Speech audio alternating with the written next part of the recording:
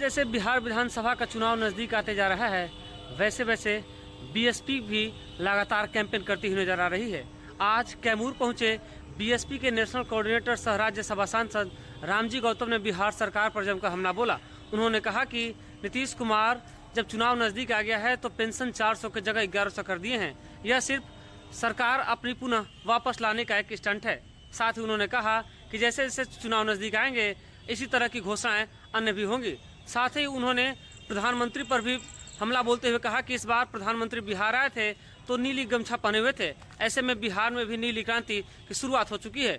खासकर बीएसपी को उन्होंने कहा कि इस बार बिहार की सभी सीटों पर चुनाव लड़ रही है, लेकिन बात करें तो कैमूर के 4 सीटों पर खासकर मोहनिया, भभुआ, चैनपुर और रामगढ़ पर विशेष नजर है।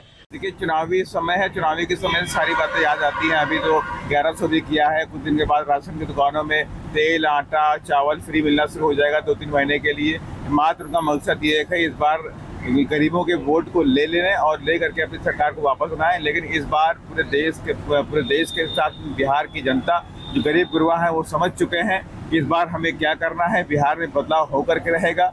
जो लंबे अरसे तक राजनीतिक पार्टियों ने बिहार का शोषण किया है, बिहार वासियों का शोषण किया है, वो खत्म होगा। और इस बार बिहार के अंदर नीली क्रांति ने आगाज कर दिया है। यहाँ तक कि इस बार की मीटिंग में माननीय प्रधानमंत्री जी को भी नीला गमछा पहन करके बिहार आना पड़ा है। ये जीत है अम्बेडकरवादियों की 100%। इस बार अम्बेडकरवादी और बीएसपी वहाँ पर सत्ता में प्रमुख केंद्र बनने जा रही बिहार के अंदर। अब बिल्कुल आ रहे हैं आकाश आनंद जी, जल्द आपके बीच में आपको दिखाई पड़ेंगे। अब पूरी ताकत के साथ में आकाश आनंद जी लगने वाले हैं। क्या बीएसपी जिस प्रकार से चुनाव अपने दम पर लड़ रही है, क्या उनको आगे फांसी